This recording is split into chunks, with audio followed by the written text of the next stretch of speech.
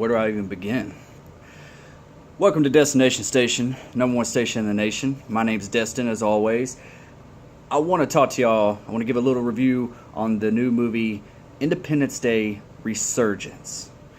I don't even know where to begin with this movie. I seriously don't. Like, this film is a mess. I don't know any other words to put it. That it's just it totally. I watched the first film before I went and saw the second one, just to refresh. You know, it's been a while. I used to love the first one back in 1996. Will Smith, Jeff Goldblum, Bill Pullman, among other actors that were. It was just great. There was something about that movie. It wasn't like a realistic type movie, which is aliens taking over the planet, but it was fun. There was a lot of good action, a lot of good humor, and it all meshed well. That's when Roland Emmerich or whatever his name, whatever his name is, that's when he was in his prime, when he was doing movies like that. It seems like this guy is, every movie he does down the line gets worse and worse and worse and worse. Like, I think he's lost it. He's lost the mark. He doesn't, I don't know who the writers were behind this movie, because it sucks. I don't even want to know who they were. I just want to forget about this film. It probably come out on DVD and Blu-ray really quick, because I'm expecting it not to do very well in the box office. If it does, it will do good for one weekend, and after that, I don't see anyone else going to see this movie again. Not at the theaters. Okay, let's get into this movie. Okay, it's 20 years later, and we're using their technology that we had after the events of the first film. We're using that for our advantage. We're now stationed on the moon. You got these super Starship Trooper-esque weapons. We got these big spaceships and everything. Even like the helicopters to just regular vehicles have this new touch to them. Which, when I saw it in the trailers, I was kind of like, what? Like, we're not that far into the future. The movie makes you feel like you're further in the future than 20 years later. I mean, I just, from the moment the movie came on, I could not connect with anything. It wasn't a relatable world. It wasn't a relatable anything. The only thing that related anything from the first events was some of the characters. Jeff Goldblum, Bill Pullman, the crazy doctor, I don't even remember what his name was, but he's back in this one, and that's enough. I'll get on that one in a minute, but yeah. So now it's got this whole Starship Troopers vibe to it that it's still campy, it's still trying to have fun, but that's the thing. All this stuff is happening on this movie in front of your face, but none of it feels fun. None of the characters you really care about. It's very bloated. This is the prime definition of bigger is not always better. The first film had a sense of urgency. There was moments in it that kind of maybe a little bit was terrifying, like oh my god, what if this actually happened? We could relate to this in our world today, because if this happened, this is what would happen. They would hover over the White House, over certain landmarks around the world, and remember that scene, I don't know if y'all have seen the first one, and I'm not trying to spoil anything if you haven't, where the girl, I think it was Vivica A. Fox's friend, she runs up on the top, she's like, no, I'm not going anywhere, I want to be there when they're supposed to open up, and I want to be here inviting, and she goes on top of the building, and she's got the billboard, and she's like up there with a bunch of people, and just like saying, welcome to Earth, or whatever they were doing, yeah, and then the light opens up from the ship, and like everyone's like, whoa, and next thing you know, boom, boom, boom, boom, boom. No one knew what to expect. That was like, that like shocked everybody. It was like, oh my god, like that would have been crazy. We know that bitch is dead, but nothing like that. I never felt an urgency for anybody in this movie. It felt so shoehorned in by the characters that were in the last film. And let me talk about Will Smith for a second. They reference his character a few times in this movie, and I'm telling you right now, I know that the rumor is that he wanted $50 million or whatever from the studio to do the next two films, because it obviously leaves a cliffhanger to where there should be a second film. Well, they denied it. They just said he was too expensive. That was their story. Now, if Will Smith actually sat down and read this script, I could see him saying, fuck this movie. I'm not doing this shit. This will ruin my goddamn career. Pardon my French, But I'm telling you, this movie needs to be forgotten. I've already forgotten it. Well, honestly, not yet. I want to forget it. Let's say that. Um, it's just like it's like futuristic warfare. I don't like that. If we can do, I figured if we did some tech or something that we used their technology from the first one, but they went too far with it. As far as being like stationed on the moon when it opens up and they show Liam Hemsworth, I think that's his name. He's not his brother. Let's just say that. But using him, I know they keep putting him in the Hunger Games and everything, and they're trying to make him a star. Someone needs to get him a better agent because they're not putting him in the right movies. They're just like, oh, it's a blockbuster movie, let's put him in that, and blah, maybe we'll hope for the best. That's not always going to work. He just did not, he was supposed to be the cocky pilot character, the guy you're supposed to latch on to and have fun with. Just wasn't feeling it. You're not Will Smith, bro. And then you got Will Smith's stepson that supposedly is in this, which he doesn't do anything. He should have been Liam Hemsworth's character. Maybe that would have worked a little bit better because we would have related it with Will Smith, but with it being Liam Hemsworth, just I didn't care for either one of them characters at all. At all. Like their chemistry as friend, they weren't friends and they're friends again. Didn't care about it at all. And then with the return of aliens, you got this big mothership coming that's as big as the United States. It's just dumb. There's a lot of action on screen, but it doesn't feel like anything's really happening because there's a lot of green screen in this one. A lot of stuff just took me way out of the movie. I was rolling my eyes, even with some of the directions they took with the characters, especially Bill Pullman.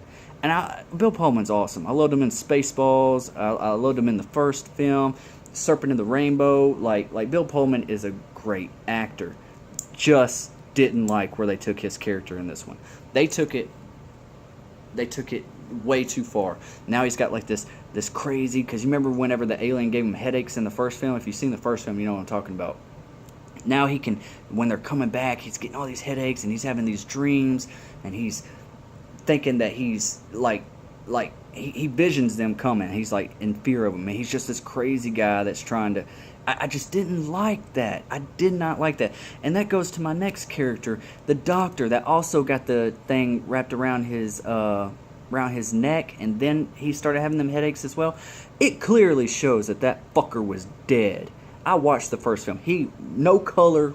He was laying there. He was dead. They never referenced at the end of the movie that he came back. It was like, oh, well, Will Smith can't come back, so let's try to bring another character back, and let's use the stupidest way possible. He was in a coma for 20 years, and now he's waking up because the aliens are returning. So he finally wakes up, and he's doing all this stuff all on the walls, and like it just, I didn't buy it. I didn't care, and I didn't buy it. I didn't like it.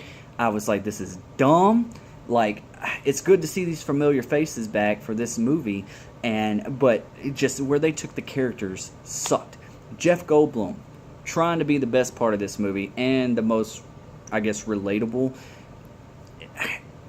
He did not. I don't know if it's just he's been out of the acting game for a while. I don't know the last thing that he did because it's been a while. It would have been cool to see him back in Jurassic World, but anyways. He just did not feel like the character from the first film whatsoever. It was like Jeff Goldblum here, and he's just, oh, we got to do something. He'll use these little one-liners to think that, it's supposed to be funny. I don't think I laughed once in this movie to some of the humor. It was B-movie material. It's just on a bigger budget. They got, what was it, $200 million or so for this movie? Like, that's the thing. Think the way cheesy Battleship was. But Battleship, I enjoyed Battleship way more than this movie. This sequel did not need to happen. If you couldn't bring back Will Smith and you couldn't get a better script together, this movie was all over the place. And like with the new characters, even it was like I didn't like any of them. Like I said, Liam Hemsworth, Will Smith's stepson, the president's daughter, which was in It Follows. I think her name's Mia something. I can't think. I don't know. I don't recall. But she was a good actress. but just where you don't care about any of these characters. The only way that anyone's going to care about these new characters is the new generation growing up with these characters that's been in all these movies. That's the only thing, and it feels like that's what they're trying to do. They're trying to bring back old audiences, but they're also trying to get kids to be. It did not feel like an Independence Day movie. Let's just say that it didn't. I didn't buy any bit of it whatsoever. They tried to expand this universe, and for the second film with the cliffhanger, I'm not going to tell you what it is, but there's another so-called universe that these aliens have already attacked. Well, I guess I am kind of telling you, so if you don't want to hear this, you can go ahead and click off this video. Spoilers alert. There's this another universe of this another. I'm not going to say what it is. Let's just say another species. That's even hard to say.